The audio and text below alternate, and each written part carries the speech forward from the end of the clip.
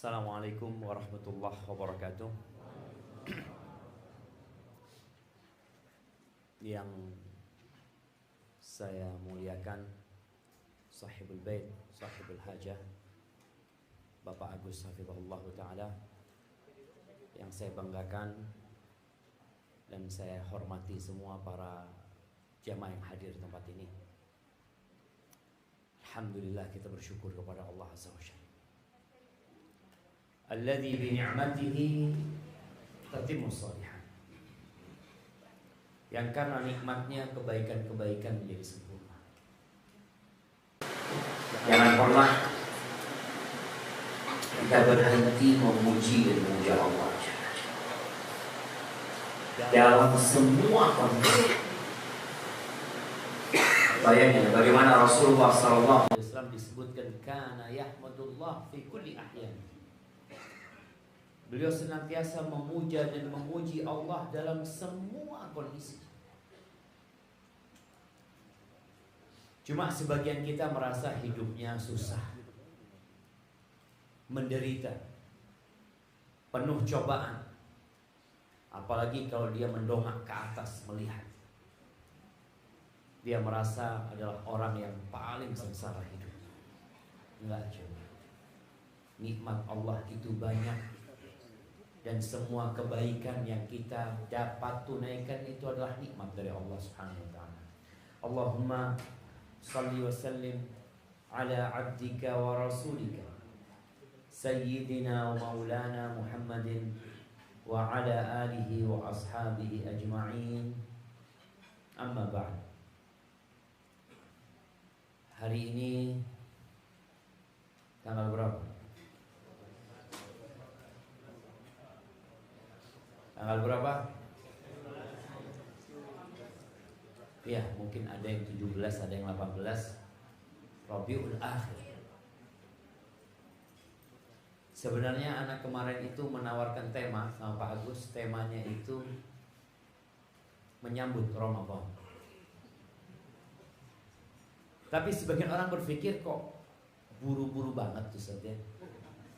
Sekarang ini bulan Rabiul Akhir. Habis Rabiul Akhir, Jumadal Ula, Jumadal Akhirah, Rajab, Sya'ban, Ramadan. Masih lama Ustaz. Padahal jemaah, para salafus saleh 6 bulan setelah Ramadan doa mereka terus Allahumma ballighna Ramadan, Allahumma ballighna, Allahumma taqabbal minna. Doa mereka Allah terima dari kami bulan Ramadan kami. Itu selesai Ramadan, doa mereka minta diterima Ramadan. Dan 6 bulan sebelum Ramadan, doa mereka apa? Allahumma ballighna Ramadan. Ya Allah, sampaikan kami ke bulan Ramadan. Kita udah telat nih. Kita udah 4 bulan, seharusnya mulai doa itu bulan Rabiul Awal mungkin. Rabiul Awal, Rabiul Akhir, Jumadal Ula, Jumadal Akhir, Rajab, Sya'ban, Ramadan. Yang menyebabkan banyak orang tidak maksimal di bulan Ramadan karena persiapannya nggak matang. Antum lihat atlet ya, kalau lagi ada olimpiade umpamanya. Berapa lama persiapan dia? Sebulan?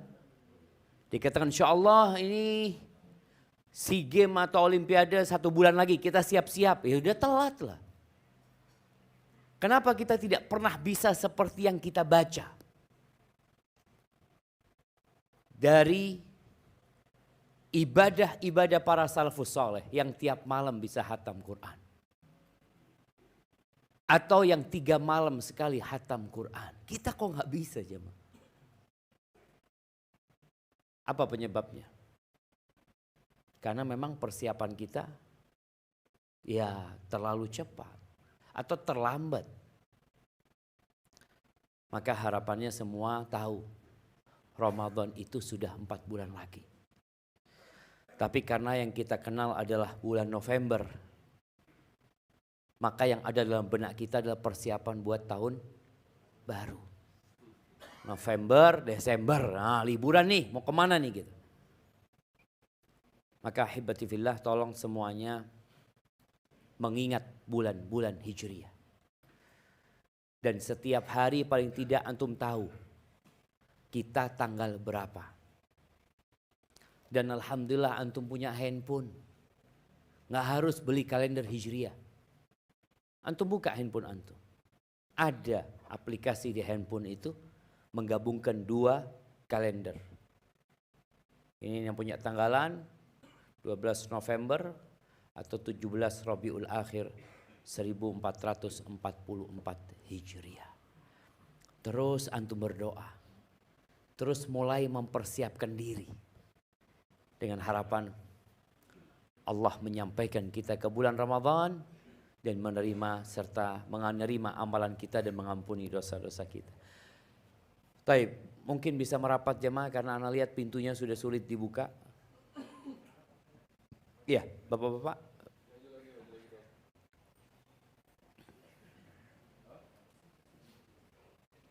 Kenapa kursinya?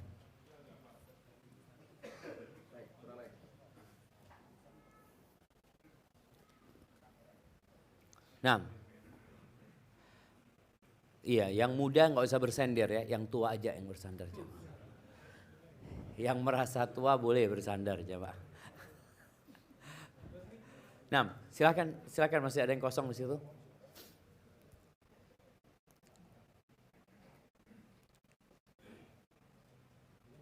Masya Allah.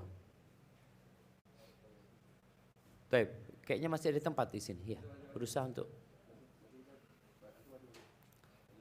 Kayaknya rumahnya kurang besar ini Pak Agus.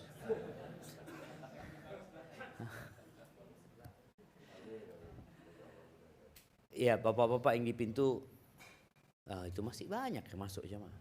Nah, jalannya mak-mak tolong dimudahkan. Apa yang kamu cari? Apa sih jemaah yang kita cari ini? Kalau kita melihat jumlah penduduk Indonesia, berapa jumlah penduduk Indonesia? 270 lebih ya, 270 juta lebih. Iya, anggap separuhnya yang bekerja. 135 orang yang bekerja. Apa sih yang mereka cari sebenarnya? Ada yang sekolah, belajar. Tentunya dia mencari sesuatu. Dan ada orang tua yang berusaha untuk menanamkan di diri anaknya tentang apa yang dia cari. Nah, kalau besar kamu jadi ini ya. Sebenarnya yang dicari orang itu adalah kesenangan, kebahagiaan, ketentraman dan kedamaian. Orang itu kepingin hidup bahagia. Namun sayangnya banyak orang yang salah cari tempat kebahagiaan. Kenapa sih kok disediakan tempat-tempat karaoke? Untuk apa sebenarnya? Antum kalau lihat di barat ya, orang-orang yang tidak beriman itu mereka worker sama.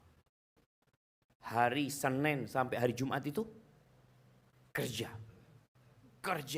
Terus hari Sabtu dan Ahad itu hari istirahat mereka. Mereka ke tempat hiburan, mereka menghabiskan uang yang mereka kumpulkan selama 5 hari. Atau kita dapat melihat orang-orang tua yang kerjanya jalan-jalan. Mereka sudah tua-tua ya di tempat-tempat wisata itu. Di Bali, di mana. Anak kadang-kadang lihat. Kok tua-tua ya turisnya ngomong. Ya, mereka mencari sesuatu ya. Meninggalkan negerinya, menuju ke Indonesia, atau ketika Anda ke Palestina, Anda melihat banyak orang-orang sepuh itu datang, non-muslim mereka. Mereka mencari sesuatu ya. Yang mereka belum mendapatkannya. Kita pun sedang mencari sesuatu yang mungkin sampai saat ini sebagian kita belum mendapatkannya. Ada yang berpikir bahwasanya kebahagiaan itu diraih dengan banyaknya harta.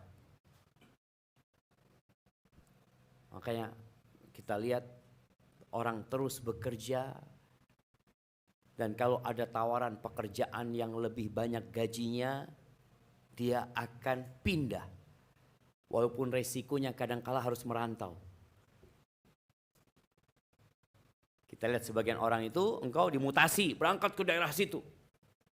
Tapi naik pangkatnya, kadang-kala naik gajinya. Atau sebagian orang yang swasta, yang sebagai pekerja. Kerja di Malaysia. Banyak loh penduduk Indonesia yang kerja di Malaysia, yang kerja di Taiwan, yang kerja di Hong Kong, yang kerja di Arab Saudi mungkin kerja di Emirat. Mereka tinggalkan anaknya, mereka tinggalkan, kalau dia seorang wanita dia tinggalkan suaminya. Dia tinggalkan kampung halamannya. Untuk cari apa ke sana? Fulus. Ada teman-teman yang berangkat ke Amerika, ke Australia. Ana tanya, antum kok jauh-jauh kerja gitu loh? Iyalah Ustaz, demi sesuap nasi. Bohong. Kalau sesuap nasi banyak di Indonesia. Nggak perlu antum ke Amerika. Nggak perlu antum ke Taiwan. 2 tahun baru pulang antum. Bayangin. Antum mencari sesuatu. Kalau sesuap nasi alhamdulillah di Indonesia ini jamaah nikmat orang itu jamaah. Bisa makan pokoknya. Kalau antum mungkin di PHK ya bertamulah ke rumah temannya. Dapat sesuap nasi. Kalau sekedar sesuap nasi. Tapi mencari sesuatu yang lebih. Karena dalam bayangan dia, kalau aku memiliki harta yang berlimpah ruah, aku akan bahagia gitu. Sebagian orang itu melihat tetangganya sukses. Bisa punya rumah, bisa punya mobil, bisa punya usaha. Oh kerja di mana? Oh kerja di Taiwan. Berangkat dia ke Taiwan. Itu kita melihat jemaah. Padahal sebenarnya harta tidak membuat orang bahagia. Ana pernah berjumpa dengan seorang anak. Ya yang harta bapaknya itu sudah T jemaah. Anak itu cerita Ustaz, anak kalau dengar keluhan-keluhan. Anak punya abah sama ibu ya. Kesian.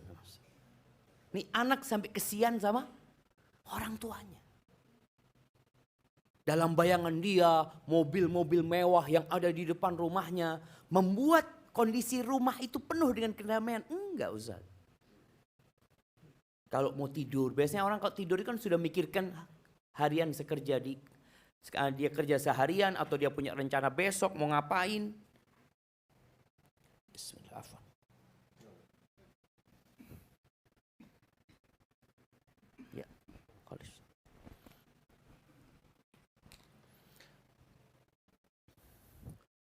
Enggak cuma. Bahkan ada sebuah doa. Doa yang dinisbatkan kepada Nabi Daud alaihissalam atau Nabi kita Muhammad alaihissalam. Allahumma inni a'udzubika min malin yakunu alayya azaban. Ya Allah, aku berlindung kepadamu dari harta yang jadi azab buat aku. Bayangin ya, orang banyak hartanya tapi tersiksa dengan hartanya. Ada yang berpikir kebahagiaan itu dengan wanita.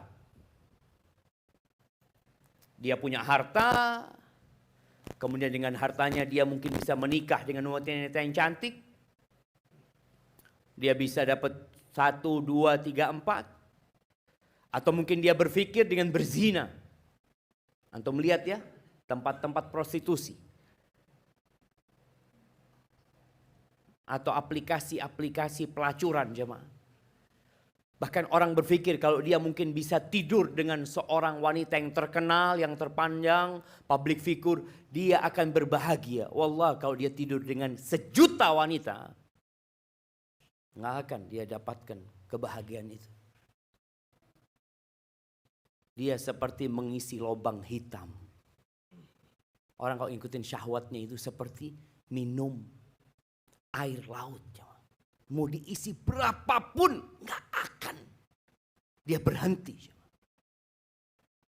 Sampai dikatakan apabila ada 1 juta wanita, bukan 1 juta, 1000 wanita telanjang dihadapkan kepada laki-laki. Kemudian ada 1 yang pakai baju, yang dia lihat yang mana? 1.000 wanita telanjang, 1 yang pakai baju. Yang dia lihat yang 1.000, yang pakai baju yang dia lihat. Nggak ada kebahagiaan di situ, jemaah. Tapi orang berpikir seperti itu. Dengan hartanya, dia main perempuan sana, perempuan sini. Yang ada penderitaan. Harta, wanita, dan tahta. Itu yang sering kita dengar. Makanya kadang-kadang orang sudah kaya raya, sudah punya semuanya, masih berburu jabatan dan kedudukan. Mungkin di tingkat yang rendah jadi kepala desa lah. Rebutan orang jadi kepala desa itu coba. Sampai dukun-dukunan kadang.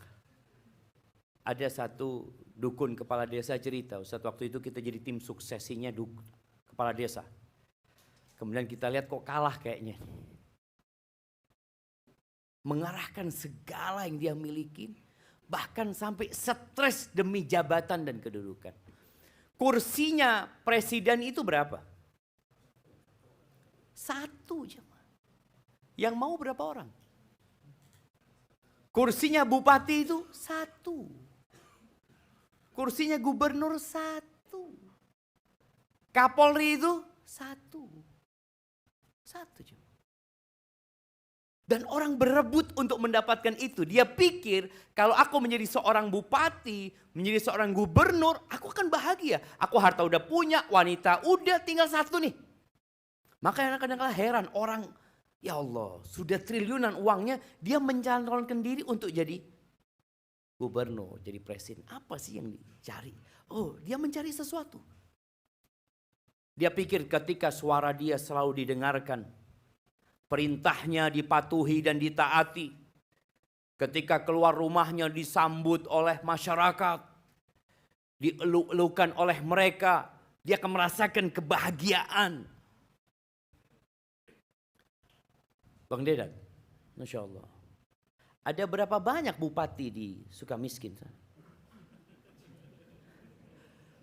Bupati, gubernur, anggota DPR. Banyak, Anda pernah masuk ke Sukamiskin?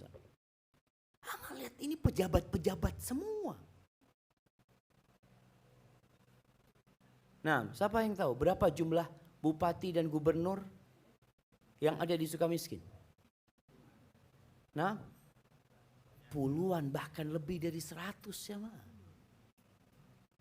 Mereka berpikir dengan mereka menjadi orang terhormat, terpandang, mereka dapat kebahagiaan? Enggak. Buktinya mereka berakhir di sana. Cari apa lagi sih mereka? Kadang-kala dengan kedudukannya dia mencari harta. Ada yang dengan hartanya mencari kedudukan.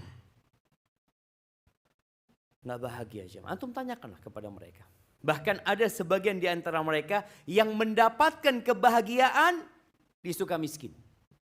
Di penjara dia bahagia. Di Sukamiskin itu jemaah 10 hari terakhir Ramadan, kalau mungkin antum tertarik mau ke sana. Itu 10 hari terakhir, 1 malam itu 3 juz sampai 4 juz. Sedangkan kita yang nggak di penjara, 1 juz saja sudah, aduh panjang banget gitu. Ini 3 juz ya, 1 malam. Masya Allah. Di sana mereka mendapatkan kebahagiaan. Ketika di luar sebagian enggak. Tapi popularitas ini penyakit sekarang popularitas. Karena anak-anak kita ya masyarakat awam itu sekarang mencari popularitas dari mana?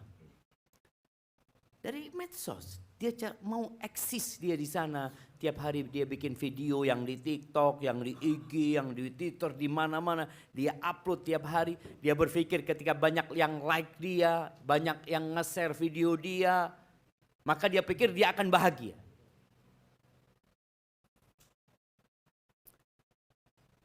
Pemeran Spider-Man. Siapa yang tahu coba? Siapa namanya? Tom Holland. Nah, siapa yang tahu? Nah, siapa jemaah? Allah, Anda lupa. Tom Holland. Iya. Ana baca ya mungkin sudah 2 bulan yang lalu ya. Dia mohon undur diri dari Instagram. Padahal pengikutnya sudah 64 juta lebih mungkin. Dia mohon undur diri. Kenapa alasannya? Ana sedang sakit jiwa. Dia ngatakan banyak orang yang gak terus terang ya. Tapi Ana katakan kepada follower Ana sedang sakit. Mental Ana sedang sakit. Ana sedang berobat. Kenapa? Orang itu kalau tiap hari selfie jemaah. Tiap hari selfie. Kemudian dia baca komen. Besok selfie lagi. Baca komen lagi. Selfie lagi. Baca komen lagi. Dan di komen itu gak semuanya bagus. Ada satu yang komen negatif gak bisa tidur. Karena dia mencari itu. Dia lihat yang nge-share berapa. Aduh kok gak banyak hari ini gak seperti kemarin. Ada yang malah dibully jemaah. Di tempat dia ingin eksis dia dibully. Apa yang terjadi? Bunuh diri. Makanya kadang-kadang berpikir cari apa sih orang-orang ini jemaah. Cari follower, cari pengikut. Dia cari kebahagiaan sebenarnya. Yang dia cari itu kebahagiaan. Dia kepingin seneng hidupnya. Kepingin gembira. Kepingin tidak ada luka dan duka dalam kehidupan ini. Dan sekarang mungkin yang terkenal Korea ya. Artis-artis Korea. Masya Allah. Jazakallah khair. Yang membuat anak-anak muda itu kepingin menjadi seperti mereka. Bahkan ada anjuran, arahan agar kreatif seperti mereka.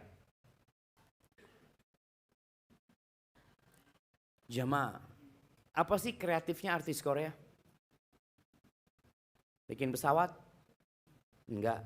Bikin handphone? Enggak. Jualan gorengan? Enggak. Bakso? Enggak. Apa yang bisa dicontoh dari mereka itu apa? Oh iya Ustaz, gaya rambutnya. Allahu Akbar. Bajunya. Jogetnya. Apa manfaatnya buat negeri kita? Apa manfaatnya buat keluarga kita? Apa manfaatnya buat bangsa dan agama kita? Nggak ada. Yang seharusnya ditiru itu ya apa yang di sana yang bermanfaat, keterampilan yang mereka buat ya. Mereka bisa melakukan ini, melakukan itu, bermanfaat buat masyarakat. Nggak ada, yang ada hiburan aja mereka. Dan dipikir dengan hiburan itu mereka bahagia, nggak ada. Artis-artis Korea itu banyak yang bunuh diri. Kemarin waktu acara Halloween. Hah? Iya, yang mati di Korea berapa? 150 lebih ya. 150 lebih yang mati. Mereka sebenarnya cari apa sih? Dengan acara itu mereka mencari apa? Kepingin seneng. Nggak dapat kesenangan mereka. Ahibati fillah. Karir. Sebagai orang berpikir dengan karir yang bagus, dia akan bahagia. Makanya banyak perempuan yang mungkin berpikir, aduh jadi ibu rumah tangga itu nggak bahagia. Mama di atas, yang ibu rumah tangga coba angkat tangan. Nah, ada berapa banyak? Semuanya, Masya Allah. Masya Allah. Nah, soalnya perempuan itu bagaimanapun walaupun dia bekerja cari duit, tetap dia ibu rumah tangga. Itu pekerjaan yang sebenarnya nggak bisa dilepas dari dia. Tapi ada sebagian perempuan yang berpikir, enggak, Ana kalau cuma di rumah doang, Ana nggak akan bahagia. Ana harus keluar. Ada seorang dokter perempuan ya. Dia Masya Allah karirnya udah tinggi banget. Akhirnya nggak ada yang mau nikah sama dia. Karena mama ini ada bocoran dari bapak-bapak. Perempuan itu semakin bagus tasnya, semakin bagus mobilnya, semakin takut yang mau melamar dia. Betul bapak-bapak?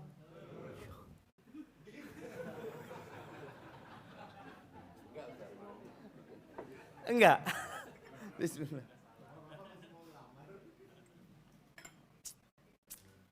Tapi sebaliknya, kalau seorang laki-laki dengan mobil yang bagus, dengan jam yang mahal, perempuan semakin banyak yang dekat sama dia.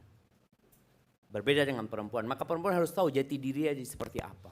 Di mana letak kebahagiaan dia. Ini perempuan tadi yang doktor, dia kepingin memberikan semua gelar dia kepada orang. Aku kepingin jadi perempuan biasa. Aku kepingin ada yang memanggil aku ibu, umma. Daripada dipanggil bapak direktur, bapak apa. Kebahagiaan dengan anak. Ada orang yang gak punya anak kepingin punya anak. Dia pikir kalau punya anak itu akan bahagia. Apakah benar semua yang punya anak bahagia? Enggak juga. Iya, anak itu perhiasan.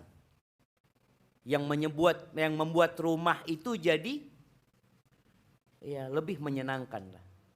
Allah Azza wa Jalla mengatakan al-malu wal banun zinatul hayatid dunya. Harta dan anak-anak itu adalah perhiasan kehidupan dunia. Kalau antum punya rumah besar, duit banyak, istri cantik tapi nggak punya anak, kayak ada yang kosong. Tapi ketahuilah, ada orang tua yang menderita gara-gara anaknya. Anak yang durhaka sama orang tua. Seorang bapak dan ibu yang harus bolak-balik ke penjara ngurusin anaknya, yang rehabilitasi anaknya, urusan sama kepolisian harus ngeluarkan duit sekian, nanti keluar, nanti masuk lagi. Dan ada orang tua yang na'udzubillah anaknya jadi pelacur. Na'udzubillah minta. Ahibati fillah, di mana sebenarnya letak kebahagiaan? Jadi kebahagiaan itu sejatinya bukan dari faktor eksternal. Kebahagiaan itu dari dalam diri kita sendiri. Ini sebenarnya kalau kita mencari, kita harus tahu di mana ana mencarinya. Ada orang yang mau mancing ikan di padang pasir. Dia bawa semua peralatan. Mobilnya siap, umpannya siap. Dia beli alat pancing yang mahal. Dia berpikir mau berapa hari antum di sana? Insya Allah ana 2 pekan. Ana mau cari ikan yang besar-besar kata dia. Oke. Berangkatnya kemana? Ke padang pasir. Kira-kira berapa lama dia dapat ikan di sana jemaah? Sampai mati nggak akan dapat. Karena di situ bukan tempatnya cari ikan. Ini yang akan kita bicarakan, bagaimana tadi orang-orang mencari sesuatu yang dia inginkan tapi salah tempat. Jamaah rahimakumullah, dunia ini nggak boleh jadi ambisi kita. Kata Nabi alaihi salatu wassalam, man kanatid dunya hammahu. Barang siapa yang dunia menjadi ambisinya. Tadi popularitas ya, mungkin harta, mungkin kedudukan, mungkin urusan anak. Yang menjadikan itu sebagai ambisinya, yang dia akan dapatkan kebalikannya. Ja'alallahu faqrahu baina ainai. Allah jadikan kefakiran, kemiskinan di antara kedua matanya. Ingat, bicara ambisi ini bukan bicara apa yang kita miliki. Ambisi itu kemauan yang terpendam di dalam diri. Karena boleh jadi ada orang kaya raya, ambisinya akhirat seperti Nabi Sulaiman alaihi salam, Uthman bin Affan, Abdurrahman bin Auf. Itu orang-orang kaya jemaah. Bagaimana kekayaan mereka, tapi mereka bukan berambisi dunia. Boleh jadi ada orang yang sekarang miskin, sedang di PHK, nggak punya pekerjaan, bingung besok yang mau dimakan apa, tapi ambisinya dunia. Jadi jangan sampai kita, apa istilahnya orang, menghukumi buku dari covernya. Iya. Jangan cuma ngelihat covernya doang, enggak. Jadi ketika antum melihat ada orang dengan motornya yang mahal, duniawi orang. Belum tentu jemaah. Bisa jadi yang jalan kaki itu duniawi. Cuma dia belum dapat doang. Nah, dia sudah berusaha tapi belum mendapatkan. Ini bicara sebuah keinginan di dalam jiwa. Barang siapa yang ambisinya dunia. Kalau emak-emak, apa yang ada dalam benak ibu-ibu ini jemaah? Skincare. Nah, Anda lihat emak-emak berpindah dari satu perawatan ke perawatan satunya. Yang ada benak dia kalau ngobrol, yang diobrolin apa? Oh kok sekarang wajahnya kok lebih glowing. Pakai apa gitu kan? Oh ganti pakai ini. Itu yang ada di benaknya emak-emak. Tas. Anak kadang kala jemaah ngelihat tas ini. Bagi tas kalau disesuaikan dengan sepatunya. Sepatunya warna apa, tasnya warna apa, kerudungnya warna apa. Itu yang ada dalam benak dia. Dia kepingin tampil. Makanya bapak-bapak kalau mau kajian nungguin mak-mak berapa menit? Berapa menit Pak? 1 jam. Allahu Akbar. Itu kajiannya udah selesai sebenarnya itu. Ini mak-maknya masih persiapan. Karena memang dia ingin sesuatu. Dia cari sesuatu. Kadangkala ya dia pakai apa?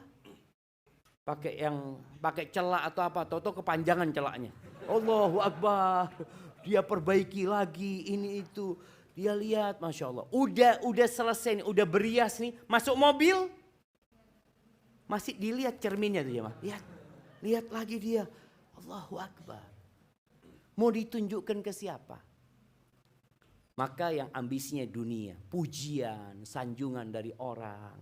Kalau itu yang dia cari, maka dia akan penuh dengan penderitaan hidupnya. Takut dengan kekeriputan. Ketika dia timbang badannya, ya Allah naik 2 kilo. Itu ada kekhawatiran dalam hidupnya. Maka seorang wanita ketika menjaga tubuhnya, ketika dia mempercantik dirinya, tolong jangan ambisinya dunia, karena engkau akan menderita. Ambisinya apa? Ambisinya akhirat. Kenapa engkau melakukan itu? Ya supaya anak lebih cantik buat suami anak. Tapi kadang-kadang yang terjadi nggak seperti itu. Bapak-bapak kalau melihat istrinya cantik, pertanyaannya apa? Mau kemana? Mau kemana ini? Kok cantik banget ini? Karena ambisinya bukan lagi buat akhirat. Ambisinya hanya untuk dunia. Kemudian kata Allah, kata Nabi SAW, wasyattata alaihi syamlahu, urusannya dicerai-beraikan, ruwet urusannya. Orang kalau ambisinya dunia, urusan rumah tangganya ruwet, urusan pekerjaannya ruwet, urusan sama anaknya nggak selesai-selesai. Ribut sama mertua, ribut sama orang tua. Ada aja masalah. Karena ambisinya apa? Dunia. Walam ya'tihi minad dunya illa ma qaddara lahu. Dunia enggak akan datang kepada dia kecuali yang sesuai dengan yang sudah ditakar buat dia. Tapi yang akhirat menjadi ambisinya, ja'alallahu ghinahu fi qalbihi. Allah, orang ini hidupnya penuh dengan kepuasan. Allah jadikan kekayaan itu di hatinya. Jadi kaya ini jamaah bukan dengan harta benda, tapi dengan rasa. Rasa. Gimana antum orang miskin tapi rasa orang kaya? Ada orang kaya rasa orang miskin. Tidur nggak bisa. Anda ingat dengan cerita seorang syekh ya. Mas syekh ini datang ke rumahnya orang kaya. Biasanya kalau datang ke rumah orang kaya ngapain? Bawa proposal. Iya.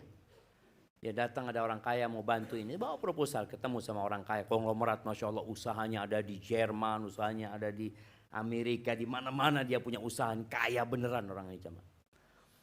Ketika sudah ngobrol sama Syekh, tanya ini, Syekh sebelum pulang ana mau tanya, Syekh kata dia. Nah, kenapa kata dia? Ana ini Syekh, kok sulit tidur malam? Bicara kamarnya sudah dengan aromaterapi, bicara kasurnya yang paling mahal, bicara semua kenyamanan sudah ada, tapi ana sulit tidur, Syekh. Kau mikirin apa? Ya itu, Syekh, kata dia. Ana mikirin usaha-usaha ana. Perusahaan yang ada di Chicago, di mana dia punya banyak usaha, itu. Oh gitu, kata Syekh, engkau kalau kepingin bisa tidur, engkau gantungkan hartamu, usahamu, semua pekerjaanmu sama Allah Azza wa Jalla. Engkau baca bismikallahumma amutu wa ahya. Besok belum tentu engkau bangun dari tidurmu. Nggak tahu.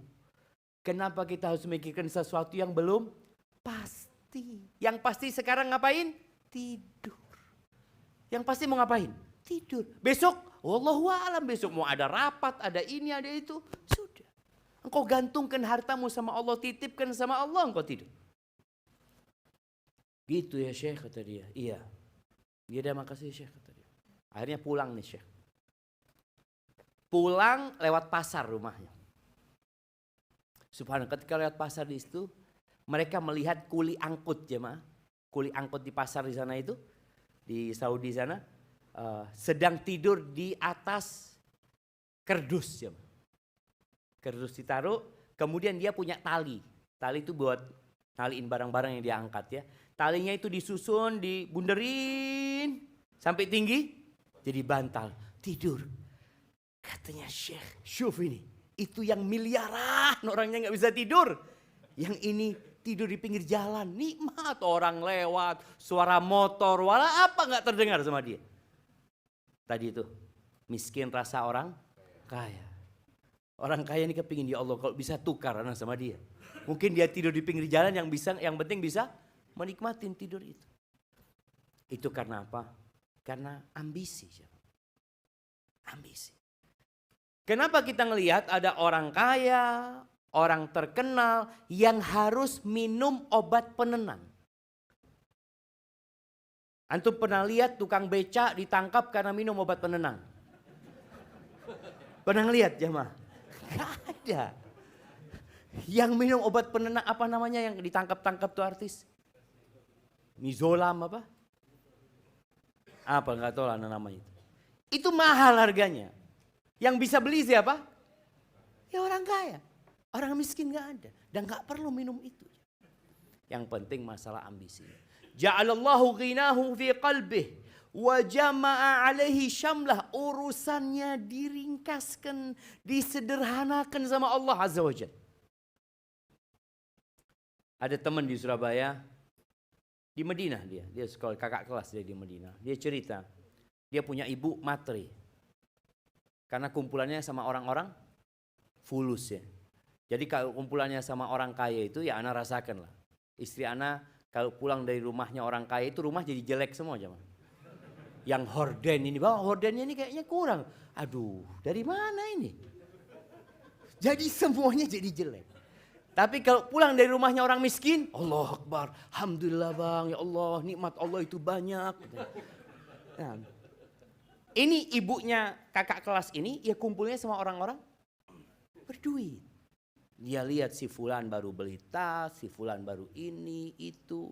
Apalagi kalau kajian gini kan di atas perempuan sama perempuan, itu bisa dilipat tangannya jemaah. Untuk memperlihatkan jamnya, emasnya, Masya Allah.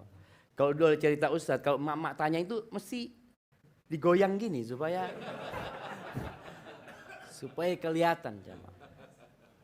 Akhirnya anaknya ini bingung. Ya Allah, ya apa anak sama ibu anak, kata dia.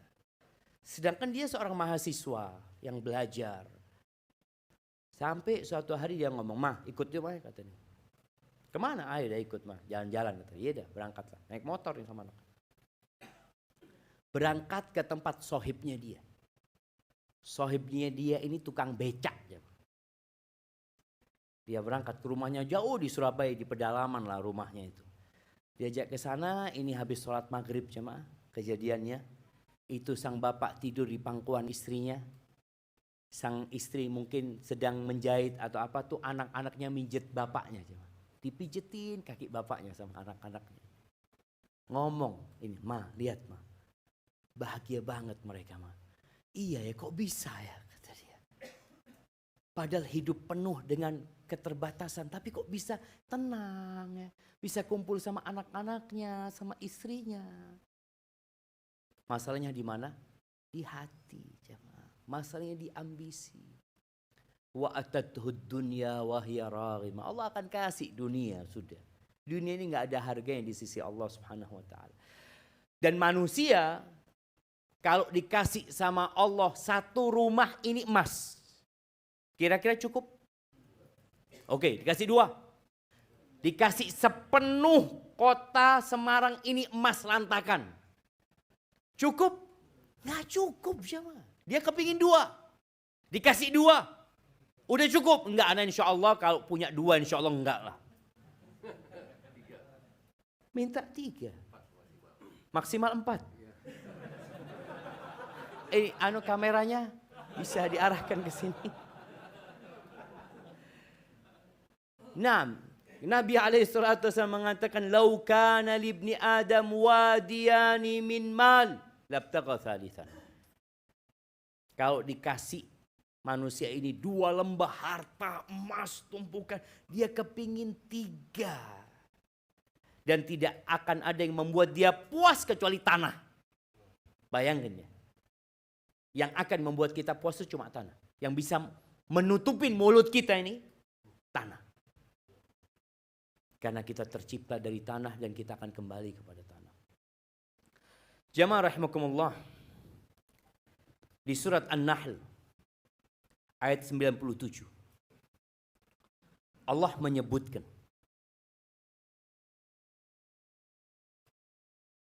tentang janji Allah kepada manusia. Yang menciptakan kita Allah. Allah yang tahu dengan kebutuhan diri kita. Allah mengatakan, "Man amila salihan min dzakarin au untha wa huwa mu'min." Barang siapa yang beramal soleh, berbuat kebajikan, baik itu laki-laki atau wanita, wa huwa mu'min, dan dia orang yang beriman. Ini syarat utamanya. Bukan cuma beramal soleh. Karena kita akan melihat orang-orang yang beramal soleh, yang banyak kebaikannya, suka membantu orang lain. Tapi dia nggak bahagia. Allah syaratkan wa huwa mu'min. Dia harus beriman. Apa yang Allah akan berikan? Falanuhyiyannahu hayatan thayyibah. Kami, kata Allah, akan berikan balasan kepadanya dengan kehidupan yang baik. Bukan Allah katakan jadikan orang kaya, bukan. Allah akan berikan hayatan thayyibatan. Maka di Al-Quran Allah sebutkan tentang negeri ya. Baldatun thayyibatun. Negeri yang thayyibah. Yang makmur, sentosa, aman, sejahtera. Itu baldatun thayyibah. Ini hayat. Kehidupan. Kehidupan yang baik di dunia. Ketika mati ditinggalkan oleh keluarganya dan meninggalkan dunia. Ketika dibangkitkan dari kuburnya, hayatan thayyibah. Karena kita tahu ada kehidupan setelah kematian, di mana saja dia hidup, Allah janji akan berikan hayatan thayyibah. Wala najziyannahum ajrahum bi ahsani ma kanu ya'malun. Dan Allah akan berikan balasan kelak di akhirat nanti lebih baik daripada apa yang mereka kerjakan. Jadi kalau sudah bicara pahala akhirat nggak bisa dibandingkan dengan dunia, jemaah. Satu hari di akhirat itu seperti 1000 tahun dalam kehidupan kita. Bicara ibu-ibu ya, ibu-ibu ini suka pakai baju. Sampai ada seorang suami yang datang sama istri yang mengatakan, "Yuk kita bongkar lemarimu." Loh, kenapa bang? Bongkar lah, kayaknya terlalu banyak bajumu. Emak-emak ini kalau dikasih 10 lemari, kira-kira penuh nggak jemaah? Penuh lagi. Akhirnya dibongkar baju-baju itu dikasihkan. Dia kepingin punya baju banyak. Oh ini bagus, ini bagus, ini bagus. Kalau perempuan itu punya baju 50 setel bagus, berapa yang dia pakai sekali pakai? 1. Atau 2 lah. Daleman sama luaran. Atau maksimal 3. Ada mama yang datang kajian pakai 3 lapis. Mungkin ada. Tapi mungkinkah 50 baju itu dia pakai jam? Datang pengajian saya pakai semua baju saya. Di surga Allah sebutkan tentang wanita surga. Wa inna 'alaiha sab'un atau sab'ina hullah. Satu perempuan itu di surga itu pakai 70 setel baju. Bayangin. Karena perempuan itu ingin itu. Jadi dia pakai 70 setel baju. Dilihat dari arah manapun berbeda. Itu indahnya dia jamaah. Dan itu gak bisa terjadi di dunia. Di arah kiri Allah kok warnanya hijau dari kiri ya. Miring dikit loh. Oranye. Masya Allah. Kemudian wa inna mukhaha. Au mukha saqaiha. Sesungguhnya sum-sum kakinya itu kelihatan dari balik 70 setel baju itu. Itu kebahagiaan di sana sudah jamaah. Makanya kenapa kita harus ambisinya akhirat. Wallahi nggak ada apa-apanya di dunia ini. Bicara rumah. Pernah ngelihat rumah batu batanya emas. Kenapa sekarang orang itu kalau bikin rumah temboknya dilapisin sama cat jamaah ya, sama semen dulu, dicat dulu. Karena memang nggak enak dilihat kalau batu bata doang. Tapi coba rumahnya Pak Agus ini batu batanya emas. Kira-kira ditutupin kayak gini? Oh, enggak lah. Nggak usah pakai anu, sudah cukup. Dan itu di surga seperti itu jamaah. Labinatun min dhahab wa labinatun min fiddah. Wallah nggak bisa dibayangin. Fiha ma tashtahihil anfus wa taladzul a'yun. Di sana ada segala sesuatu yang disukai oleh jiwa manusia. Bapak-bapak kalau kumpul sama bapak-bapak Pak ngomongin apa? Ibu-ibu, bapak-bapak ini suaminya ini kalau kumpul sama laki-laki yang diomongin apa biasanya? Apa? Perempuan dia ini ngomongin ini itu yang disukain mereka. Tapi ibu-ibu kalau kumpul sama ibu-ibu yang diomongin apa? Suaminya nggak diomongin lah sama dia. Pokoknya apa yang disukai oleh jiwa manusia Allah kasih. Apakah ada perempuan yang berharap dia digandeng 4 laki-laki? Ada? Nggak ada. Bapak-bapak ada nggak? Makanya di surga itu disediakan bidadari. Nggak ada bidadara. Disediakan bidadari sama Allah Azza wa Jalla. Buat yang perempuan, apa kesukaan mereka Allah kasih. Di surga ada pasar. Mau belanja apa saja, tafadhal. Bagaimana perhiasan-perhiasan diberikan kepada mereka. Rumahnya begitu indahnya. Itu semua yang diinginkan diberikan. Di dunia nggak bisa. Makanya beberapa kali yang sampaikan di kajian. Sekarang manusia di dunia ini sedang berusaha membuat alam tanpa luka. Tanpa duka. Tanpa kelaparan. Tanpa sakit. Tanpa toilet. Tanpa rumah sakit. Mereka bikin dunia namanya metaverse. Mereka akan bikin dunia itu ya bak di surga lah bayangan dia. Tapi itu hanya hayalan jamaah, bohong. Tetap kita di dunia. Di surga sana baru nggak ada toilet. Kita ini lama-lama duduk kayak gini kadang-kadang kepingin ke toilet. Tapi nggak enak ya Allah, nggak enak lah masih kajian. Di surga nggak ada. Oleh karena itu man amila salihan. Barang siapa yang beramal soleh. Baik laki-laki atau wanita, sama aja. Syaratnya dia beriman. Maka kata Allah, kami akan berikan hayatan thayyibah. Kemudian ada beberapa faktor pendukung kebahagiaan, faktor eksternal. Kalau tadi bicara faktor internal, karena memang letaknya kebahagiaan itu di hati, jemaah. Bukan di luar. Sampai ada seorang wanita yang diancam sama suaminya. Karena kalau ribut sama suami, sang suami mengatakan, demi Allah, aku akan cabut kebahagiaan dari dirimu. Kadang-kala ada yang berantem kan, suami sama istrinya. Apa kata istrinya? La tastati'u dzalik. Nggak bisa engkau mencabut kebahagiaan. Loh bisa aku. Kenapa nggak bisa, kata dia. Kata istrinya, ya bang, kalau kebahagiaan itu di rumah, mungkin kau akan usir aku dari rumah, bang. Kalau kebahagiaan itu di pakaian, mungkin kau tidak akan kasih pakaian lagi sama aku. Kalau kebahagiaan itu di tas, engkau tidak akan kasih tas aku. Kalau kebahagiaan itu di uang, kau nggak akan lagi kasih uang sama aku. Tapi kebahagiaan itu bukan di sana, bang. Engkau tidak punya akses kepada kebahagiaan itu. Loh di mana? Di sini, di hatiku, bang. Wallahi jemaah, seorang wanita yang tahu dengan tempat kebahagiaan, dia akan hidup damai. Karena memang bukan di faktor eksternal itu kebahagiaan kita. Emangnya antum kalau pakai baju bagus jadi bahagia? Enggak.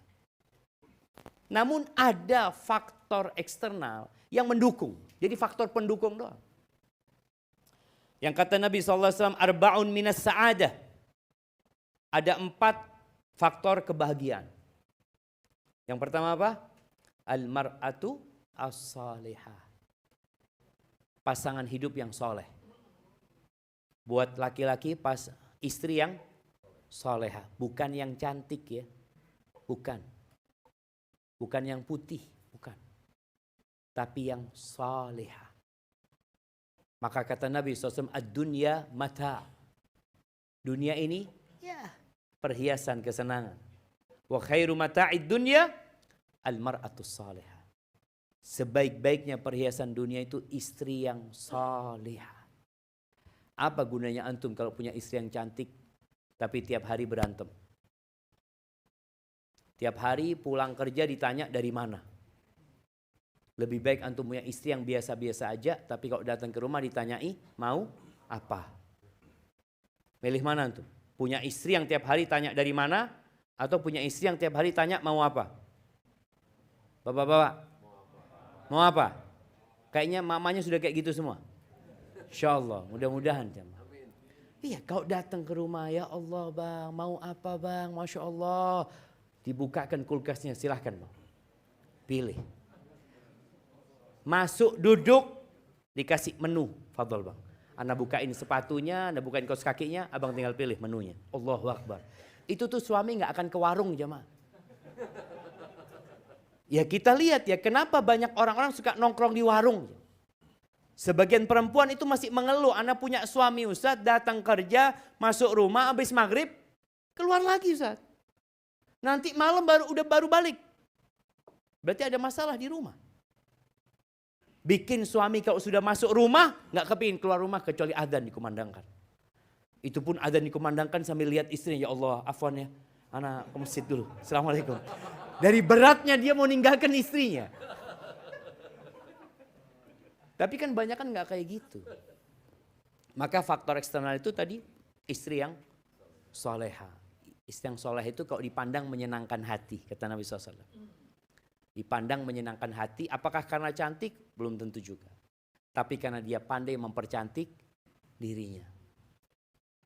Ya Masya Allah jemaah, sekarang dengan adanya alat perias itu perempuan yang hitam bisa jadi putih. Iya, makanya kadang-kadang lehernya sama wajahnya kok lain. Iya, tapi artinya perempuan itu bisa mempercantik dirinya. Dia percantik dirinya. Sesekali dia ke salon, berangkat ke salon, dia percantik dirinya di sana. Ditanya kenapa? Buat nyambut engkau bang. Sekedar untuk menyambut suaminya. Lakukan itu. Ini juga tadi jadi faktor eksternal ya. Kalau bicara wanita soleh kalau dipandang menyenangkan. Nggak bosen suaminya. Tapi kadangkala rumput tetangga lebih hijau dari rumput sendiri. Dia kalau keluar rumah lihat istrinya tetangga, ya Allah, kok cantik banget dia. Padahal tetangganya sama. Ketika ngelihat istri kita, oh, itu gara-gara kita tidak menundukkan pandangan mata. Yang kalau disuruh taat, nih kita cari, kita kepingin punya istri. Dan Masya Allah Islam itu jamaah. Islam itu membangun negara mulai dari rumah tangga. Karena kalau rumah tangganya nih benar. Kalau setiap kakak itu berbahagia, maka yang akan terjadi baldatun thayyibatun. Jadi dari hayatan thayyibah di sini akan berubah menjadi negeri yang penuh dengan kebahagiaan. Di situ dimulai bagaimana menghadirkan ketentraman, kedamaian. Kalau disuruh taat ya. Tapi wanita-wanita muslimah itu Masya Allah. Nurut sama suaminya. Tidak keluar rumah kecuali dengan izin suaminya. Dan kalau dipanggil sama suaminya dia tinggalkan semua pekerjaannya. Bahkan bagaimana Nabi SAW menggambarkan wanita soleha ini. Kalau dia sedang naik kendaraan ya. Mungkin dia naik motor, naik mobil. Dia mau berangkat ngantarkan anak-anaknya sekolah. Tahu-tahu suaminya buka pintu jemaah. Dipanggil istrinya. Sini. Turun tuh istrinya jemaah. Lu Ustaz ninggalin mobil sama anak, tinggalin bismillah. Ini ada surgamu di sini. Dan dia akan mendapatkan kebahagiaan. Baik. Oleh karena itu tidak boleh sembarangan memilih pasangan hidup. Dikasih aturan tuh yang ingin hidup bahagia. Carilah kalau wanita, beruntunglah engkau mendapatkan wanita yang baik agamanya. Kalau suami, cari suami yang tanggung jawab. Cari suami yang akhlaknya baik, agamanya istiqomah. Cari. Tapi banyak wanita ya melihat kepada kekayaan suaminya. Anda ingat cerita di sini. Ya di daerah Jawa Tengah ini. Ketika kakak kelas di Madinah melamar seorang perempuan ditanyain sama calon mertuanya ini. Ini mahasiswa Madinah ya Masya Allah. Insya Allah soleh lah. Beliau meninggal rahimahullahu ta'ala. Beliau ditanya sama calon mertuanya ini. Nanti kalau lulus dari Madinah mau kemana? Ya mungkin ngajar di pesantren. Pesantren Al-Irsyad, Tengaran. Di situ. Oh. Digaji berapa di sana? Waduh kalau tanya sudah gaji nih jemaah. Waktu itu dia sebutkan gak sampai 1 juta. Tahun 2001, 2002 kalau salah. Kejadian itu. Iya 21 tahun yang lalu. Oh, ya. Akhirnya gak diterima jemaah. Berapa bulan kemudian perempuan ini dilamar oleh seorang laki-laki dengan bawa mobil yang tipis-tipis itu jemaah. Diterima langsung. Diterima langsung. Karena mereka melihat kepada harta. Enggak. Bagi para wanita tolong kalau memang engkau mencari kebahagiaan, ingat kita sudah jelaskan. Kebahagiaan itu bukan di tas ya. Jangan engkau pikir kalau tasmu bagus, mobilmu bagus kau bahagia. Enggak. Tapi kalau engkau dapat suami yang soleh, yang bertakwa kepada Allah, bahagia. Itu faktor yang pertama. Yang kedua kata Nabi SAW, al-maskanul wasi'. Rumah yang luas. Tempat tinggal yang luas. Bukan yang mewah. Tapi yang luas. Makanya konsep rumah orang desa itu konsep untuk mencari kebahagiaan. Beda sama rumahnya orang kota. Rumahnya orang kota itu dibikin minimalis. Mau ke toiletnya itu harus lurus tentunya, nggak bisa miring-miring. Semuanya minimalis ya. Seakan-akan indah, mewah, enggak. Nabi SAW menyebutkan al-baitul wasi', rumah yang luas. Bukan rumah yang mewah. Maka orang desa itu Masya Allah kalau Anda lihat mereka punya rumah jamaah ya. Rumahnya di tengah, di kanan kiri itu masih halaman. Jadi dari jalan itu rumahnya masih beberapa meter. Sekarang rumahnya itu langsung jalan jamaah. Kadang-kadang dia ngambil sedikit pagernya, jalannya orang. Itu yang terjadi. Nabi mengatakan al-baitul wasi'. Dan kalau bicara rumah yang luas memang kalau di kota sulit. Maka perlu kita ke pinggiran. Bisa punya rumah yang luas. Apalagi kalau bicara sistem apartemen sekarang ya, rumah yang nggak ada halamannya, nggak ada ini, nggak ada itu. Nabi menunjukkan rumah yang luas. Baik, yang ketiga, rumah yang luas ini apa? Sesuai dengan kebutuhan sebenarnya. Jadi Nabi SAW menyebutkan bahwasanya kasur itu ada kasur buat engkau, buat istrimu, buat anakmu, buat pembantu, ada kasur buat setan. Jadi kadangkala ruangan yang lebih di rumah yang tidak digunakan, itu jadi tempatnya setan. Maka bagi yang punya rumah luas, tolong bikin anak yang banyak. Agar kamarnya itu ditanya, kok kenapa kok ada kamar 8? Oh iya Ustaz, insya Allah Ustaz.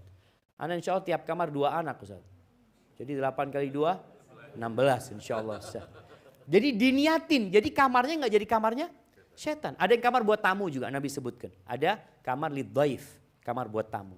Boleh kita di rumah itu ada satu kamar yang kita nggak pakai, memang dikhususkan buat tamu. Itu kalau rumahnya luas. Tapi kalau rumahnya kecil ya akan berkurang tuh faktor eksternal kebahagiaan tadi. Kemudian yang keempat, al-jaru as-salih. Tetangga yang baik. Oleh karena itu kalau mau pilih rumah, al-jaru qablad dar. Tetangganya dulu sebelum beli rumahnya. Karena faktor eksternal ini berkaitan dengan tetangga ini termasuk penting. Ada seorang yang punya rumah, tetangganya itu maling. Memang nggak pernah mencuri rumahnya dia. Tapi dia nyuruh orang-orang kawannya mencuri rumah itu. Kan dia dititipin kan, Mas saya mau keluar kota ya, titip rumah ya. Bismillah ya saya jagain. Temennya yang suruh nyuri. Itu tetangga yang tidak baik. Yang kadang-kala dia ya nyetel musik atau apa yang benar-benar mengganggu kenyamanan.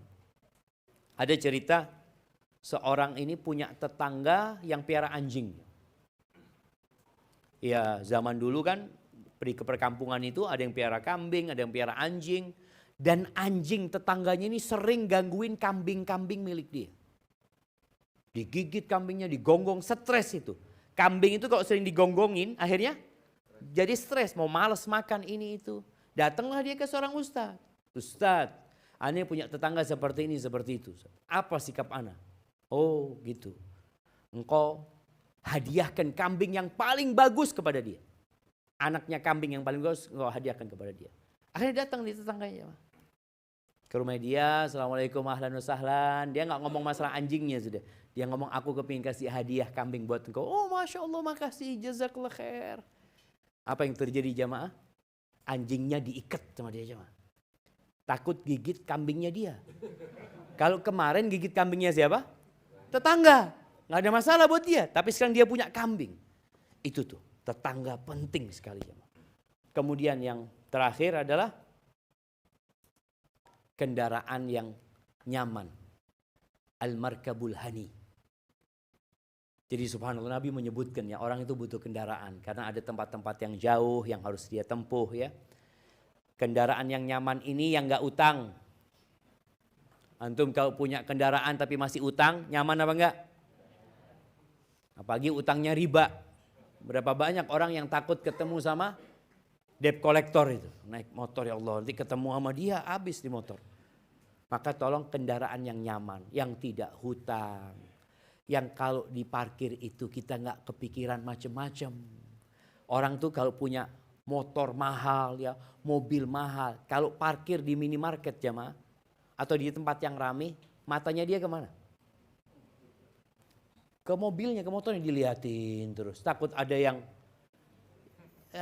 mungkin naruh tangannya di sana, bersandar ke sana, kesempret motor atau apa. Ada kekhawatiran di sana. Berarti antum belum bisa bahagia. Ketika ada baret di mobil antum, kemudian antum gak bisa tidur, antum belum bahagia dengan mobil antum. Tapi kalau ada baret dari ujung sampai ke belakangnya, bang, mobilnya baret ini, alhamdulillah Ustaz, yang penting hatinya gak baret Ustaz. Itu baru antum bahagia. Tapi sebagian orang itu gak bisa aja, ada baret dikit sudah kepikiran, ini gara-gara siapa ini? Maka tolong kendaraan yang nyaman bukan yang mahal. Kalau antum punya kendaraan masih harus didorong ya, itu ya juga nggak bahagia lah. Taib. Nabi SAW ini terakhir jemaah. Nabi menyebutkan masalahnya itu masalah di hati. Di perasaan kita. Jadi kalau antum mungkin mobilnya nggak bagus, tadi mogok-mogokan, tapi antum menerima, qanaah, alhamdulillah antum akan bahagia. Antum punya rumah yang nggak luas, sempit, tapi antum qanaah, antum tetap akan berbahagia. Kata Nabi SAW, man asbaha minkum aminan fi sirbihi. Barang siapa yang merasa aman di rumahnya, di hari ini dia merasa aman di rumahnya. Mu'afan fi jasadihi, sehat badannya, nggak sakit-sakitan.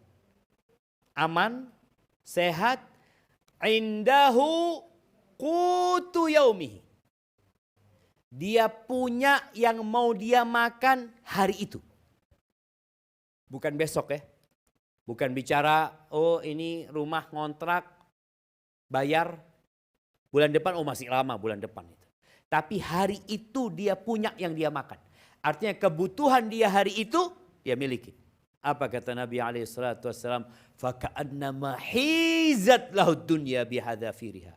Seakan-akan dunia dan isinya itu diberikan kepada dia. Dengan 3 hal. Rasa aman, rasa sehat, dan punya yang dimakan hari itu. Perbanyak zikrullah. Ala bidzikrillah tatmainnul qulub.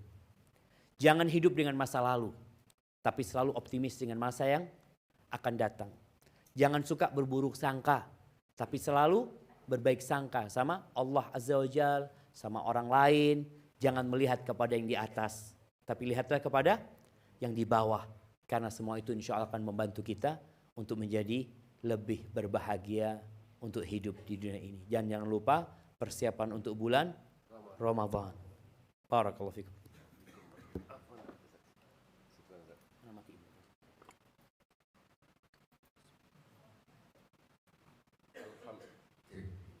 Alhamdulillah, syukran jazakumullah khair, barakallahu fikum Ustaz. Mudah-mudahan bisa kita amalkan ilmu yang kita dapatkan pada sore hari ini. Apa Ustaz, mungkin tidak bisa semuanya, mungkin akan dibaca pertanyaannya, mungkin Ustaz akan pilih aja nanti. Masya Allah. Ya, karena nggak bisa semuanya.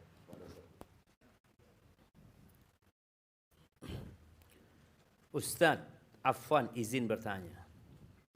Apakah tetap dibolehkan istri bekerja atas ridho suami? Loh, istri ini wajib bekerja. Kalau cuma tidur-tiduran di ranjang nggak ngapa-ngapain. Wajib bekerja. Ini bicara apakah istri dibolehkan cari duit. Ada perbedaan antara bekerja dengan cari duit. Kalau bekerja wanita wajib bekerja. Apakah kalau seorang perempuan, bang aku mau cuci piring bang ya. Nggak perlu dia cuci, itu memang kewajibannya dia. Ngurusin anak, ngurusin apa, itu kewajiban dia.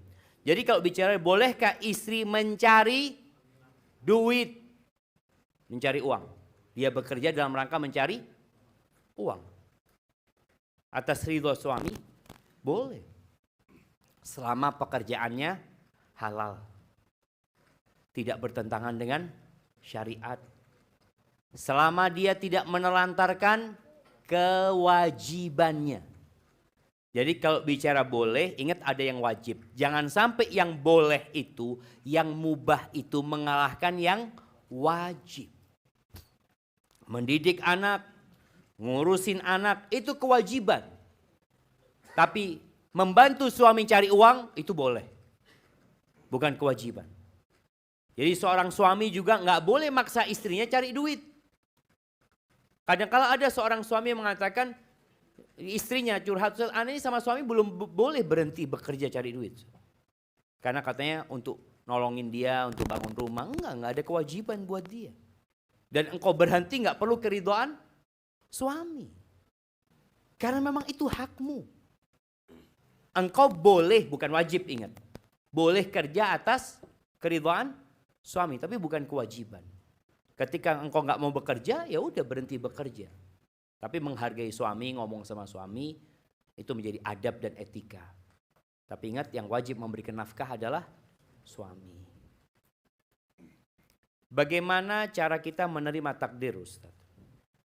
Iya, kalau bicara bagaimana cara kita menerima takdir, maka kita harus kenal sama Allah Subhanahu wa taala. Allah itu Maha Pengasih dan Maha Penyayang. Allah itu Maha Mengetahui dan Maha Hikmah. Semua ketentuan Allah itu berdasarkan ilmu dan hikmah. Terkadang sebagian takdir itu menurut kita buruk. Menurut kita buruk. Tapi sejatinya itu baik buat kita. Maka cara menerima takdir itu yakin bahwa Allah lebih sayang sama kita daripada kedua orang tua kita. Allah lebih sayang sama kita daripada anak-anak kita. Jadi apabila terjadi sesuatu yang tidak kita sukain, yakin Allah itu Arhamur Rahimin. Allah itu penyayang, yang lebih penyayang daripada semua yang menyayang. Yang kedua, apabila itu sebuah keburukan yang kau rasakan, ingat musibah yang menimpa itu bisa menghapuskan dosa dan mengangkat derajat. Maka di sini kita setelah berbaik sangka sama Allah, kita langsung ambil hikmahnya. Musibah ini semoga menghapuskan dosa-dosa kita dan mengangkat derajat ketiga. Yang ketiga, apabila kita kehilangan sesuatu yang kita cintai, ketahuilah bahwa kita diciptakan untuk kehilangan segala sesuatu. Kalau ada yang kehilangan motor, kehilangan pekerjaan, kehilangan orang tua, kehilangan anak, sejatinya engkau diciptakan untuk kehilangan semuanya. Antum lihat orang mati kehilangan apa coba? Kehilangan segala sesuatu. Hanya amal yang dia bawa. Kemudian lihat apabila musibah yang menimpamu engkau anggap itu satu hal yang berat, lihat kepada orang lain, ada yang musibahnya lebih berat daripada engkau. Itu juga akan membuat kita jadi lebih ringan menerima musibah itu. Kemudian kau bersyukur kepada Allah, musibahnya bukan dalam urusan agama. Ada orang yang musibahnya meninggalkan sholat, na'udzubillah min dzalik. Ada orang yang musibahnya nggak puasa, na'udzubillah min dzalik. Barakallahu fikum. Nah, tolong doakan saya Ustadz agar sembuh dari obat psikiater. Iya, jemaah, kita itu ada sebagian yang kena penyakit was-was ya. Ada dua penyakit yang membuat orang itu hidup menderita. Dan Nabi SAW selalu berdoa mengatakan, Allahumma inni a'udzubika minal hammi wal hazan. Ya Allah, aku berlindung kepadamu dari kegalauan dengan masa yang akan datang dan kesedihan dengan masa yang lalu. Ada orang yang trauma dengan masa yang lalu. Jadi beban dia jemaah. Padahal seharusnya katakan qadarullah wa masya'a fa'al. Udah, yang lalu tidak mungkin bisa kembali. Ada yang trauma ketika anaknya meninggal dunia. Anaknya meninggal dunia, kata orang-orang ini gara-gara ibunya nggak dibawa ke dokter, gara-gara ibunya dikasih nasihat nggak mau, gara-gara macem lah dia menyalahkan ibunya sehingga ibunya jadi depresi. Dianggap ibunya sebagai pembunuh anaknya. Gitu. Katakan kepada mereka qadarullah wa masya'a fa'al. Sampaikan kepada mereka demi Allah. Kalau seluruh dokter di Indonesia ini mau bantu anak-anak, kalau Allah katakan mati, mati itu anak. Udah selesai. Jadi nggak perlu kemudian diungkit-ungkit kembali. Kalau penyakitnya ini berkaitan dengan masa yang lalu, yang sudah berlalu. Katakan innalillahi wa inna ilaihi raji'un. Kalau engkau khawatir dengan masa yang akan datang, maka ketahuilah semua sudah ditentukan. Kalau semua orang ingin memberikan mara bahaya kepada kita, itu tidak akan pernah terjadi. Kecuali Allah menentukannya buat kita. Jadi semuanya kembali kepada Allah. Maka terus berzikir, berdoa, dan semoga Allah sembuhkan dari tadi bicara obat dari psikiater ya. Barakallahu fikum. Nah, izin bertanya Ustaz. Ketika kita mendengar murattal Quran pas di mobil ketika perjalanan. Ini speaker mobil kan biasanya di pintu bagian bawah dekat kaki. Ya ini ada beberapa fatwa para ulama memang ya. Lebih baik kalau bisa ada speakernya yang bisa diatur. Speaker itu ada yang di depan, Ada yang di bawah, ada yang di, iya, Anda lihat itu ada yang di samping, nggak di bawah. Mungkin bisa dimodifikasi supaya suaranya yang di atas, yang di bawah nggak perlu hidup karena memang dekat dengan kaki kita. Hadza wallahu a'lam bishawab. Apa yang harus dilakukan istri menyikapi sikap suami yang hatinya keras, keras kepala, tidak pernah sholat, ibadah yang lainnya. Tiap dikasih ujian sakit baru nyebut asma Allah. Tapi kalau sudah diberi nikmat sehat, balik gitu lagi. Ana sudah berusaha sabar dan tidak pernah membantah selama pernikahan 17 tahun. Insya Allah. Anti nemu di mana suami kayak gitu kan? Ini kan ya kecuali kalau orang itu dipaksa. Ada orang kan yang nikahnya dipaksa. Tapi ada yang dia pilihannya sebenarnya. Maka seringkali anak nasihatin yang bertanya seperti ini. Yang pertama engkau istighfar, bertobat kepada Allah SWT. Boleh jadi masalahnya memang engkau gak nurut sama arahan Rasul SAW. Carilah suami itu yang agamanya baik, akhlaknya mulia. Tapi engkau gak cari. Nabi SAW menyebutkan jemaah. Idza atakum man tardawna dinahu wa khuluquhu fa'ankihu. Apabila datang kepada kalian seorang laki-laki yang agama dan akhlaknya kalian ridhoi, nikahkan. Wa illa, kalau tidak, dihukum sama Allah Azza wa Jalla. Apa hukumannya? Wa illa takun fitnatun fil ardi wa fasadun arid. Akan terjadi kekacauan dan kerusakan yang besar di muka bumi. Salah satunya yang kau rasakan, boleh jadi itu. Dia merasa suami tadi yang ya nggak sholat, ya sakit baru sholat, baru ingat nama Allah, sehat kembali lagi. Tapi boleh jadi ada yang suaminya seperti itu setelah 10 tahun pernikahan. Enggak, awalnya suami anak ngaji Ustaz, sholat di masjid. Tapi gara-gara faktor ekonomi dia akhirnya futur ini dan itu. Maka nasihat anak yang pertama, hendalah engkau bertobat kepada Allah, memohon ampun kepada Allah Azza wa Jalla. Mungkin ada salah di dirimu, kemudian akan doakan suamimu. Selalu memberi nasihat suami juga nggak boleh putus asa ya. Ajak suaminya datang ke kuburan, mengingat kematian. Ajak suaminya melihat orang-orang yang terkena musibah. Itu termasuk melembutkan hati. Karena buktinya suami kalau sakit akhirnya jadi ingat sama Allah Subhanahu wa taala. Maka ajak ketika dia sehat, ajak ke rumahnya, ke rumah sakit. Wallahi antum berangkat ke rumah sakit jamaah, kebagian yang habis operasi itu bagian apa biasanya? Bukan. Yang ruangan yang dibongkar kepalanya, yang kecelakaan macam-macam. Itu pada nggak sadar semuanya biasanya. ICU, di ICU. Di ICU nggak boleh masuk, antum lah. Iya, artinya antum lihat di sana sehingga antum lihat, ya Allah, alhamdulillah ya Allah, lihat ada orang yang habis dipotong kakinya ya, habis dibelah tempurung kepalanya, habis dibelah dadanya, belum sadar dengan peralatan semua. Itu insya Allah akan membuat kita lembut hatinya. Kemudian datang ke orang-orang miskin. Ini termasuk yang melembutkan hati itu adalah kumpul, duduk sama orang-orang miskin. Apakah yang harus Anda lakukan? Taib itu mungkin. Karena yang Anda cari cuma ingin suami Anda bisa berubah. Iya. Istri itu kepingin ya, punya suami yang baik, punya bapak buat anak-anaknya yang bisa jadi imam. Tapi boleh jadi tadi masalahnya memang salah pilih, maka dia harus berusaha dan berjuang. Maka buat yang belum menikah, sebagian berpikir, udahlah nikah nanti insya Allah bisa dirubah. Kadang-kadang seperti itu. Yang lihat istrinya kadang-kala belum menutup aurat, sholatnya juga masih belum benar. Tapi kata suaminya lah insya Allah nanti kalau nikah sama anak-anak atur Ustaz, aman.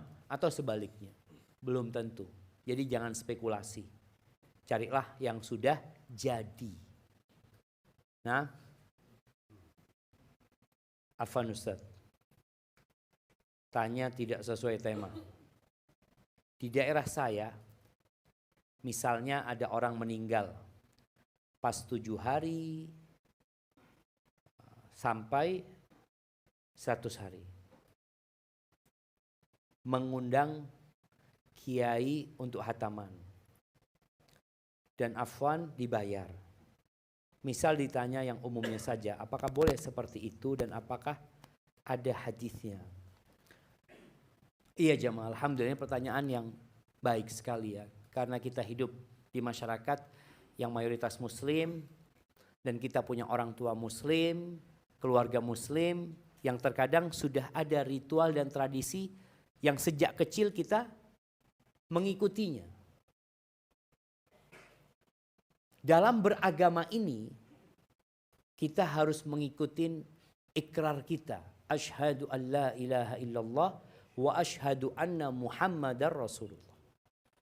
Ketika kita bersaksi bahwa la ilaha illallah, kita harus ikhlas. Mentauhidkan Allah Subhanahu wa taala, tidak menggantungkan kepada siapapun kecuali kepada Allah. Syahadat kita bahwa Nabi Muhammad alaihi salatu wasallam adalah utusan Allah, itu konsekuensinya kita tidak boleh beribadah kecuali dengan caranya, dengan syariatnya, dengan ajarannya, dengan tuntunannya siapa? Nabi kita Muhammad alaihi salatu wasallam. Beliau kan nabinya. Beliau kan yang dipercaya sama Allah untuk menyampaikan bagaimana beragama. Beliau yang disuruh mencontohkan. Maka kita lihat di masa hidup Nabi SAW banyak sahabat yang meninggal dunia. Bahkan istri Nabi sendiri meninggal dunia di masa hidup Nabi SAW. Khadijah radhiyallahu ta'ala anha. Apa yang Nabi lakukan?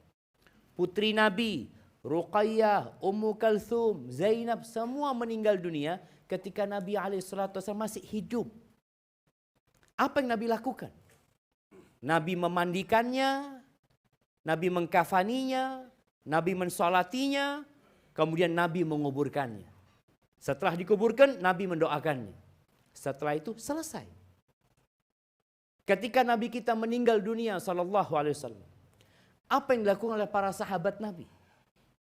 Mereka memandikannya, mereka mengkafaninya, mereka mensolatinya, mereka menguburkannya, setelah itu selesai. Apakah ada kegiatan lain dilakukan di rumah? Sepanjang yang anak tahu, nggak ada. Meninggal kemudian Abu Bakar Siddiq, meninggal kemudian Umar bin Khattab, meninggal kemudian Utsman bin Affan, meninggal kemudian Ali bin Abi Thalib. Seperti itu semua yang dilakukan. Mensolati, memandikan, mengkafani, mensolati, menguburkan. Mendoakan, selesai. Ketika Imam Malik meninggal dunia, ketika Imam Syafi'i meninggal dunia, ketika Imam Ahmad meninggal dunia, imam-imam itu sama juga. Ritual yang dilakukan itu adalah memandikan, mengkafani, mensolati, menguburkan, dan mendoakan, selesai jemaah. Maka Anda nggak tahu kalau bicara ada acara umpamanya 7 hari, 100 hari, bahkan sudah ada acara 1000 harinya. Coba jemaah, dilihat bagaimana sih Rasulullah SAW, bagaimana para sahabat Nabi, kenapa sih kok nggak ada 1000 harinya Abu Bakar Siddiq? Atau haulnya Abu Bakar Siddiq tiap tahun ya, yang diadakan kadangkala. Maka tolong tanyakan, ketika ternyata Rasulullah SAW dan para sahabatnya tidak mengamalkan, ulama-ulama terdahulu tidak mengamalkan, maka kita juga tidak perlu mengamalkan.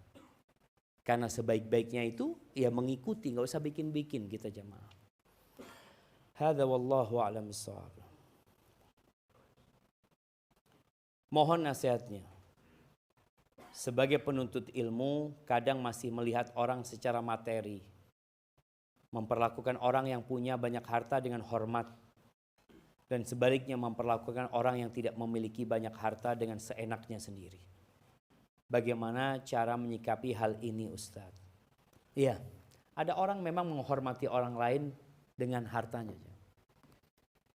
Antum kalau ketemu orang, dilihat naik mobil apa? Masya Allah. Tapi kalau datang pakai motor, Masya Allah. Parkir sana mas, sana parkirnya sebelah sana. Antum lihat kan biasanya di mall itu, kalau yang supercar itu parkirnya di mana? VIP itu. Kalau yang enggak ya parkir jauh. Karena memang kebanyakan kita itu memandang harta. Kata Allah, bal tu'thirunal hayatad dunya. Itu kata Allah. Kalian lebih mementingkan kehidupan dunia. Maka bagaimana cara kita mengobatin hati ini. Agar ambisinya bukan dunia. Antum menghormatin orang karena ketakwaannya. Menghormatin orang karena keilmuannya. Tapi boleh jadi memang orang ini terhormat di kaumnya. Kita hormatin gak apa-apa jemaah. Kata Nabi SAW. Idza atakum karimu qaumin fa'akrimu. Apabila datang kepada kalian seorang yang dimuliakan di kaumnya. Kalian muliakan dia. Jadi ini juga sikap yang sesuai dengan sunnah. Jadi ketika antum lihat, ini orang terhormat Ustaz. Loh ya hormatin dia. Di masyarakatnya dia sebagai tokoh, ya hormatin dia. Bagaimana Nabi SAW ketika beliau hendak menaklukkan kota Mekah. Paman Nabi Abbas bin Abdul Muttalib radhiyallahu ta'ala anhu mengatakan, ya Rasulullah, inna Abu Sufyan rajulun yuhibbul fakhr.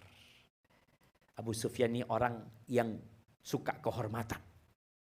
Karena dia memang terhormat di kaumnya. Dia yang memimpin perang Uhud. Dia panglima perang Khandaq. Orang terhormat. Fa'atu syai'. Kasih dia sesuatu yang buat hatinya jadi senang. Akhirnya Nabi SAW berpesan kepada penyerunya yang masuk kota Mekah. Untuk mengatakan, Ala man dakhala dara Abi Sufyan fahuwa amin. Yang masuk ke rumahnya Abu Sufyan aman. Kata orang-orang, oh, rumah Abu Sufyan gak cukup lah. Masa semua penduduk Mekah masuk rumahnya Abu Sufyan? Kalau untuk kepingin aman dari pasukan perang ini. Kemudian Nabi SAW menyuruh yang kedua. Ala man dakhalal masjidil haram fahuwa amin. Yang masuk ke Masjidil Haram aman. Oh berarti kan orang berpikir yang rumahnya dekat Abu Sufyan. Masuk ke rumahnya Abu Sufyan. Yang rumahnya dekat Masjidil Haram. Masuk ke Masjidil Haram. Kemudian Nabi menyuruh yang ketiga. Yang menutup pintu rumahnya dia aman. Loh ya gak usah kemana-mana lah. Gak usah ke Abu Sufyan walah ke Masjidil Haram. Kemana? Ya di rumah aja. Tapi kenapa disebutkan namanya Abu Sufyan? Tadi untuk menghormati Abu Sufyan. Memberikan penghargaan. Jadi kadang-kadang menyebut nama orang tersebut itu untuk memberikan hak dia. Dan dalam rangka memperbaiki dia. Bukan membeda-bedakan. Tapi orang itu memang berbeda. Sikap kita pun berbeda. Umpamanya ini ada Pak Camat. Ya bedalah sama Pak Camat mungkin dengan sekretarisnya. Pak Carik mungkin. Berbeda cara menghormatinya. Karena memang dia tokoh di masyarakat. Itu nggak apa-apa. Tapi jangan sampai kita menghormatin karena hartanya. Karena kita ingin dengan hartanya itu. Barakallahu fikum. Nah ini pertanyaan yang sama tadi. Bolehkah kita mempunyai planning untuk biaya pendidikan anak-anak dengan atau usaha dagangnya? Boleh jemaah. Jadi kita itu ketika bekerja tolong punya niat yang baik. Kata Nabi SAW, siapa yang bekerja dalam rangka memberikan nafkah kepada kedua orang tuanya yang sudah sepuh, fahuwa fi sabilillah. Jadi dia kerja pun terhitung ibadah.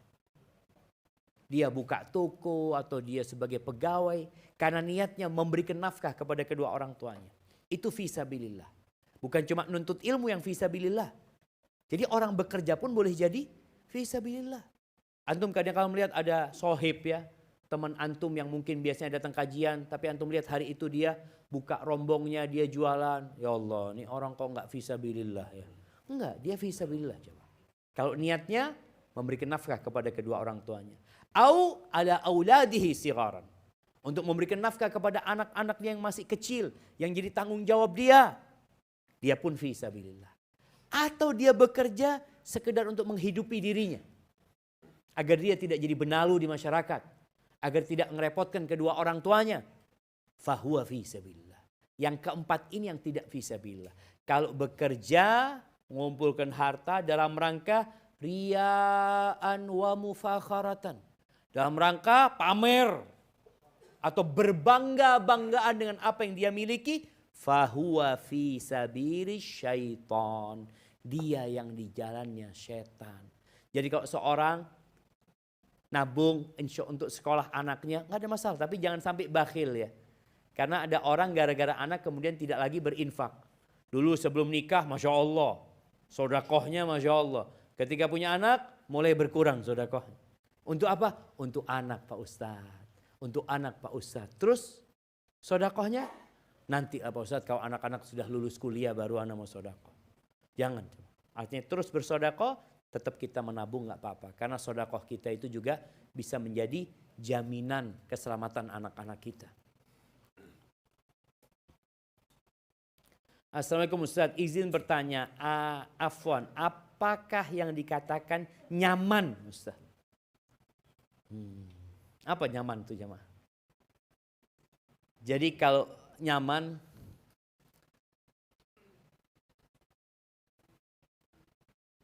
kalau bahagia, bahagia artinya itu masyairul ladzat. Jadi perasaan, kelezatan yang dia rasakan dan terjauhkan dari hal yang menyakiti. Serta tumaknina, adanya kedamaian. Jadi kalau bicara nyaman jemaah, siapa yang ngerti artinya nyaman ini jemaah? Nyaman itu enak mungkin ya. Enak, tapi wallahu a'lam. Mungkin ada yang bisa menafsirkan nyaman itu.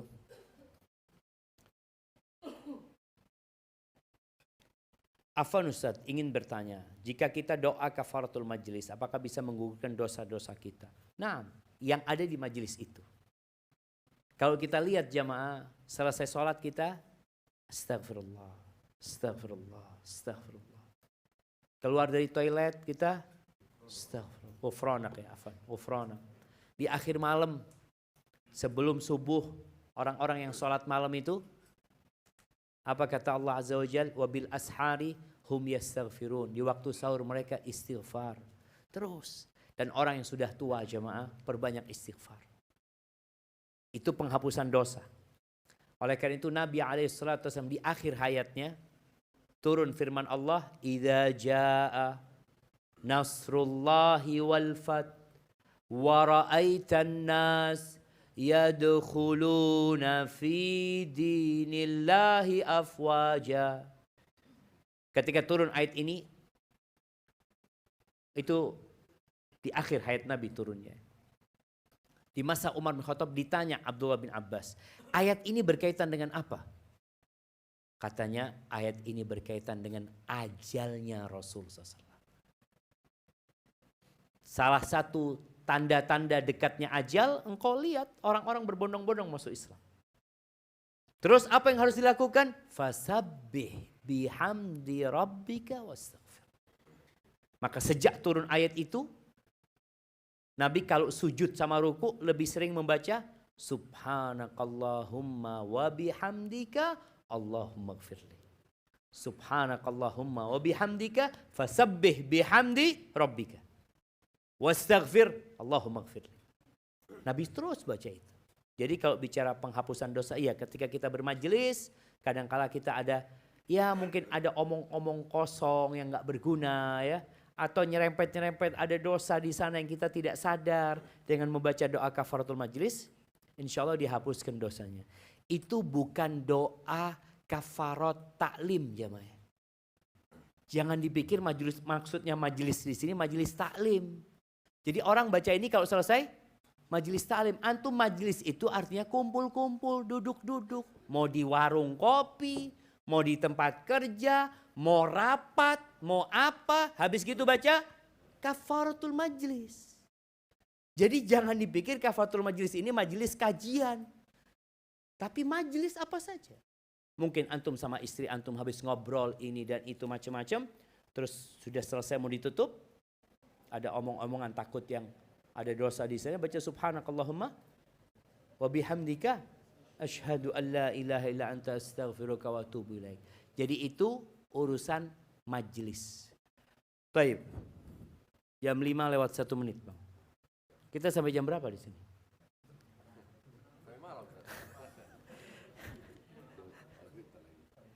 Baik. Apabila di surga hanya ada bidadari, siapa pasangan wanita yang meninggal sebelum menikah?